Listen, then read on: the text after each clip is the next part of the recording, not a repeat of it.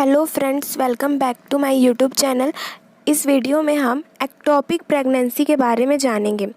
N ectopic pregnancy is one where implantation occur at the site other than the uterine cavity. जो एक्टोपिक प्रेगनेंसी में क्या होता है, ये जो फर्टिलाइज एग है उसका कहाँ इम्प्लांटेशन होता है, another side of the uterine cavity. Another side of the uterine cavity में जो फर्टिलाइज एग है उसका इम्प्लांटेशन हो जाता है, जिसे एक्टोपिक प्रेगनेंसी कहते हैं।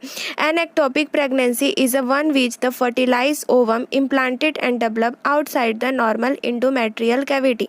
जो यूट्रस में इंडोमेट्रियल कैविटी होता है उसके अनदर साइड में, फॉर एग्जांपल जैसे फॉलोपियन ट्यूब में हो गया या ट्यूब्यूल प्रेगनेंसी, तो इसे हम एक्टोपिक प्रेगनेंसी कहते हैं। Next, we will see the site of the implantation. Site of the implantation having a two types, extra uterine then uterine. Extra uterine में तीन टाइप्स होते हैं, ट्यूबल, ओवरियन, एब्डोमिनल। ट्यूबल में जो हमारे फैलोपियन ट्यूब होते हैं उसमें एक्टोपिक प्रेगनेंसी कॉज करती है, for example ampulla, isthmus, infundibulum और इंटरस्टियल। जो इंटरस्टियल रहते हैं ये most common type of ectopic pregnancy होती है। इसमें जो intramural portion of the fallopian tube होता है उसमें फर्टिलाइज्ड एग जो रहते हैं वो ग्रोथ करने लगते हैं, जिसकी वजह से जो मस्कुलर वॉल होते हैं वो स्ट्रेच होते हैं और उसके रप्चर होने के चांसेस बढ़ जाते हैं, और इस वजह से जो फैलोपियन ट्यूब है उसमें इंटरनल ब्लीडिंग कॉज होती है और सम केस में मदर की डेथ भी हो जाती है। देन है ओवरियन। ओवरियन बहुत ही रेयर कंडीशन होता है, ये 0.5% वुमेन में कॉज होती है, और इसमें जो हमारे ओवरीज होते हैं उसमें फर्टिलाइज्ड एग का ग्रोथ होने लगता है। देन है abdominal. Abdominal two types of होते हैं, प्राइमरी, सेकेंडरी। सेकेंडरी में इंट्रा पेरिटोनियल, एक्स्ट्रा पेरिटोनियल आते हैं। Intra peritoneal inner part of the peritoneal cavity, जो पेरिटोनियल वॉल होते हैं एब्डोमिनल के, वहाँ पे फर्टिलाइज्ड एग ग्रोथ होने लगते हैं। Then second extra peritoneal. इस सम केस में एक्स्ट्रा पेरिटोनियल पार्ट में एब्डोमिनल वॉल के फर्टिलाइज्ड एग ग्रोथ करने लगते हैं, इसे एक्टोपिक प्रेगनेंसी कहते हैं।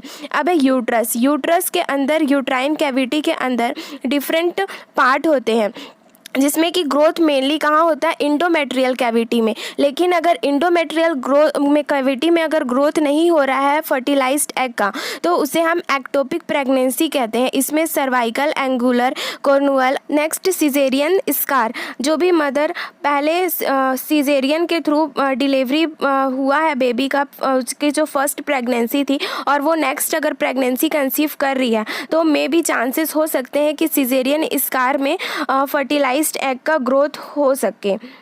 इस इमेज के थ्रू आप देख सकते हैं कि किस तरीके से फर्टिलाइज्ड एग का ग्रोथ डिफरेंट पार्ट में हो सकता है, जैसे कि इंटरस्टियल पार्ट में ट्यूबल, एम्पूला एंड इनफेंडिबुलम। इन सारे पार्ट्स में क्या होते हैं कि जो फर्टिलाइज्ड एग है अगर उसका ग्रोथ होता है तो इसे एक्टोपिक प्रेगनेंसी कहते हैं।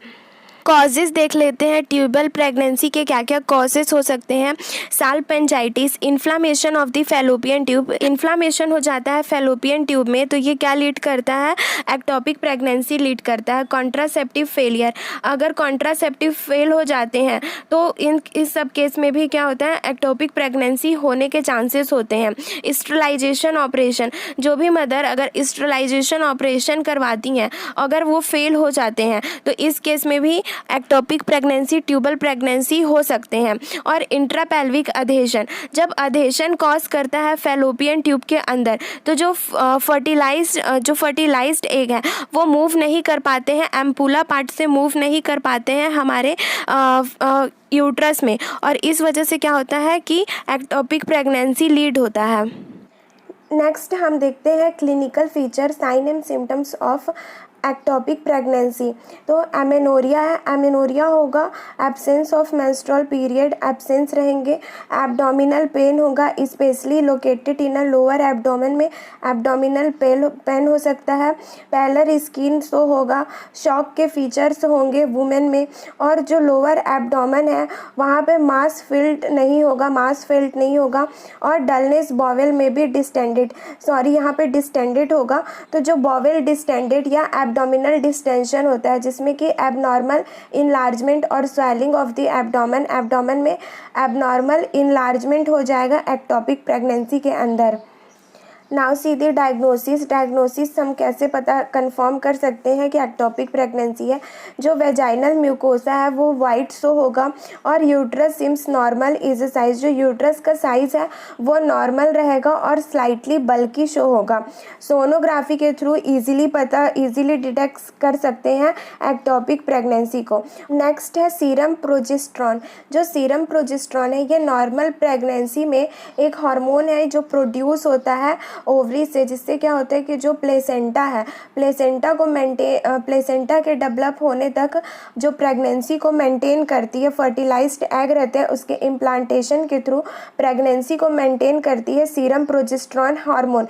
लेकिन इन केस जब एक्टोपिक प्रेगनेंसी होगी तो एक्टोपिक प्रेगनेंसी के अंदर क्या होगा कि जो सीरम प्रोजेस्टेरॉन लेवल है वो लोअर अमाउंट में रिलीज होगा हमारे ओवरीज से। फिर है लेप्रोस्कोपी में क्या करते हैं, स्मॉल या टाइनी इंसीजन करते हैं एब्डोमिनल में और जो रिप्रोडक्टिव ऑर्गन है उसमें एबनॉर्मेलिटीज़ का जो भी एबनॉर्मेलिटीज़ रहती हैं उसका पता लगाते हैं और जो एक्टोपिक प्रेगनेंसी है वो लेप्रोस्कोपी के थ्रू आइडेंटिफाई कर सकते हैं। नेक्स्ट देखते हैं इसका मेडिकल मैनेजमेंट एक्टोपिक प्रेगनेंसी का। तो हम क्या देंगे, कीमोथेराप्यूटिक एजेंट। जो कीमोथेराप्यूटिक एजेंट रहते हैं वो क्या करते हैं कि जो फर्दर जो डिवाइड होते हैं सेल, जो एबनॉर्मल सेल का डिवीज़न होता है उसको प्रिवेंट करते हैं।